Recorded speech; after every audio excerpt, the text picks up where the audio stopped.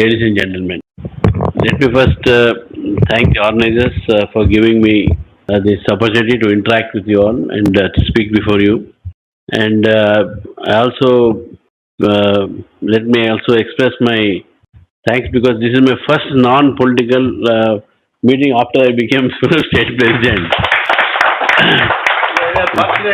Yeah. Well, I've been addressing many meetings, press conferences, and other things. There is the campaign, counter campaign, or many issues with other parties. But here is a platform where my role will be a little bit different, and definitely I have to speak what the government and what both the governments, both central and state, should do for the development of industries. Earlier, people used to think that India is the agrarian country, only agriculture, rural base is there for it. But over the years, India had taken a stride which everyone is here proud of. Maybe whichever government may be that in power. But since 1947, after we became independence, till today, if you see the development path of India, I think we have come too far away, and we are still going ahead. And by 2047, it is Prime Minister's dream that India should be Viksit Bharat. I know that Viksit Bharat means developed India. Earlier, we were part of third world countries where we used to be going to different countries with a begging bowl. We remember, many of you may remember, there was a law in America called PL 480, Public Law 480, where they used to send us milk powders to feed our children here because their mothers were malnutrition. They could not feed the children. So therefore, they used to send us wheat, and then they sent many food grains from America, and we were dependent on their, supplies. But today we are in a position to even export such things to their countries in a better quality and better quantity also. So there is a lot of change in our thinking, the development and everything. And then the political criticism will also be there. Some parties may say that BJP is a suit boot ki sarkar.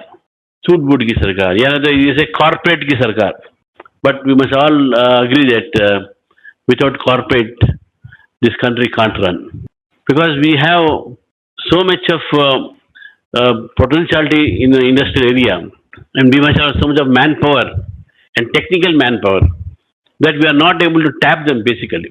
We have to tap our natural resources is one, we have to tap our technical power is one. And this technical power, we are seeing that our students are going to abroad, our industries are going abroad, there they are successful. When I remember Pilu Modi, once he came to India, and he came to our arts college here, and he was giving a lecture, and then he said that Indians are successful in America. The top Indian scientists, top businessmen, top doctors in America are Indians. The same way, the top businessmen, top contractors in Africa are Indians. 70% of African economy is controlled by Indians. And then if you go to UK, the Indians are successful there, the doctors, as the Indian businessmen. You are seeing Swaraj Paul and all who are from UK, and they control a lot of industries there. So same way, he used to say that Indians are successful and prosperous everywhere in the world except in India. That you have to ponder why. Maybe the government policies, maybe our lethargy, maybe our not having no interest to work, maybe because when you go out you are bound to work, when you're home place you don't work. What are all these things? But in any way, it is the government's policies and directions that should come forth. And I think because I belong to a party which is now ruling this country for the past 11 years in center, it has ruled earlier also, and we are seeing the difference also. Now we are seeing the difference is that the thrust is on Stand Up India, Startup India, Make in India, and also MSME. This is a part of Startup India, Stand Up India. Is a part of MSME, where you have industries at 10 crores, 50 crores turnover, and 500 crores turnover, all these things. At the same time, we have a even very small, minute level, the micro level, we have got mudra loans where even a small vendor, street vendors, they get bank loans and then without any collateral and then do it. And I think up to Stand Up India, we have 10 crores loans from the banks where no collateral is required.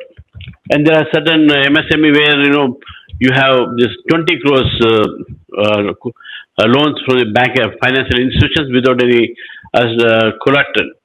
But unfortunately, as Mr. Ravi Kumar was telling me now, these things are there, but banks are not giving loans.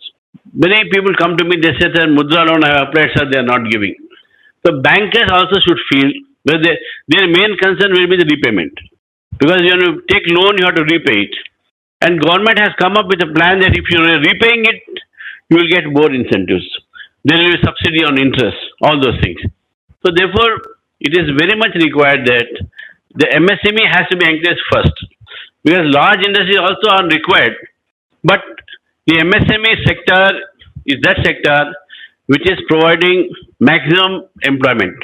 Employment both white collar and also blue collar. White collar in the sense in the ministerial work and blue collar in the physical work where productions are required in the things. Then coming to skill development has been given a special attention by the NDA government. A skill development ministry has been created for it.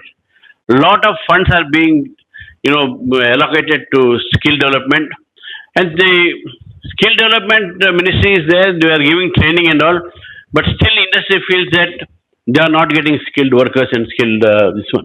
I think this is also a matter of concern, and definitely the government has to review its own policy of skill development. And I will definitely forward this opinion of the industry in Telangana that as far as Telangana is concerned, the Telangana state has got very good advantage. Firstly, the weather. You have very beautiful weather here, even in summer or rainy, what it may be. You have no earthquakes here, no humidity atmosphere like the coastal Andhra Pradesh, where the software industries, computer industries, base industries, they may not have, then they may not be conducive for those industries.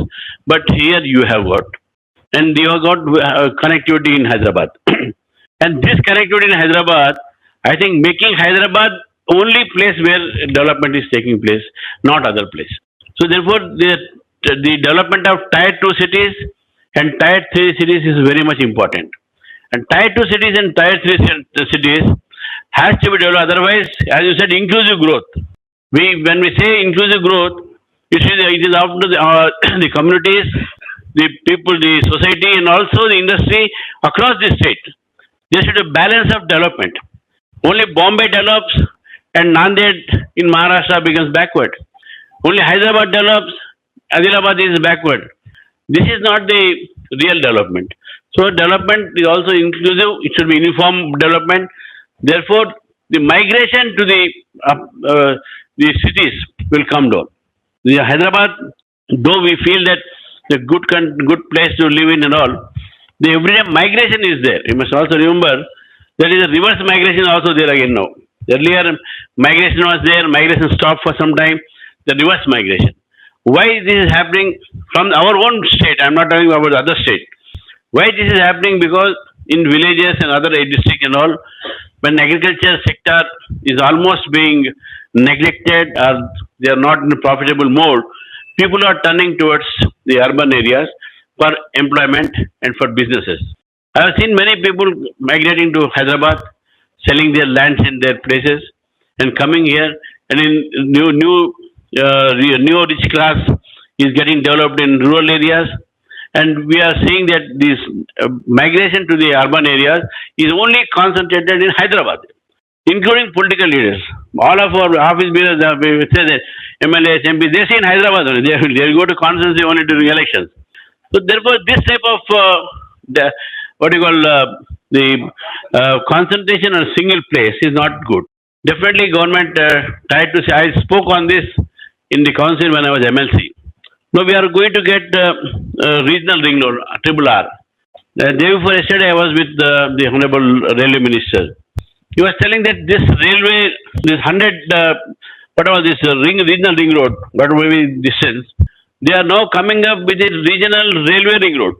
Within the ring road, they are taking 30 meters away from them.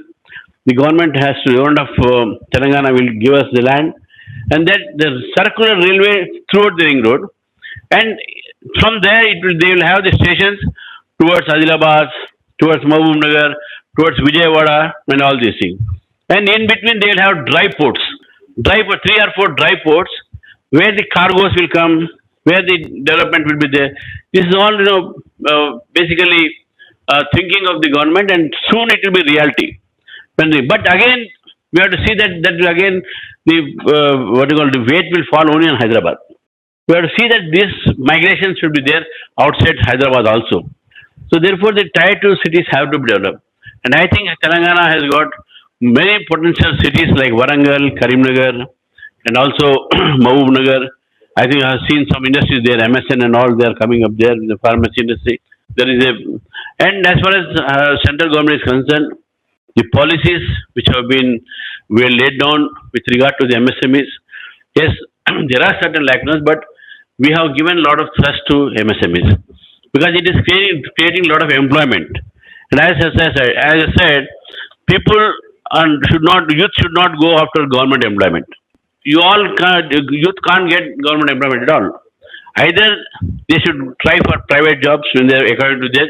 Otherwise, they should be involved in this entrepreneurship where they can create employment. Don't be a job seeker, you be a job giver. That should be our aim. And that is what India government of Modi thinks. Modi ji always stressed it. It is better you become job giver than job seeker. That is not be a job. So therefore, MSME is one area where a lot of opportunity is open for the youth who are enterprising. There are startups.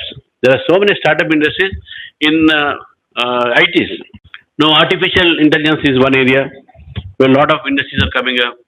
Then you have semiconductor, all these things now which are which are in growth coming up. And then these are the things which which has to be put stress. But now coming to my part, because you have invited me to be as a bridge between the central government. I said, Bharati Undala Meeru, and yes, we are definitely when our state. See, when it comes to elections and other things, it is our political rivalry. But when it comes to development of a state or a country, we are all one. We don't think politics. That's our aim. When we introduce certain scheme, it is for everyone. So, for becoming a Viksit Bharat, Bharat cannot be Vikasit unless until there is Viksit Telangana. Every state has to develop. Every state has to develop, then India will develop. And when India will develop, soon we are going to be one of the richest country in the world because today we are in the 4th place. We are 4th largest growing economy in the world. We have even surpassed even Japan, France, after America, China and Japan and Russia, now Japan, we are now 4th place. Once upon a time, we were a begging bowl country.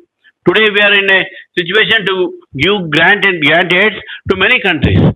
We have given free of cost the vaccines, the corona vaccine, 3 times, including the booster dose, to over 140 crores of population.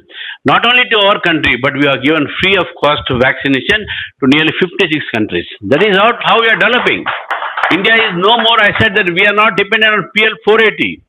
We are giving to many other countries. We have got now more than $680 billion of foreign reserve. When NDA came to power, there was nothing. Today we have got. Earlier we used to build only say 6 to 8 kilometers of road highways.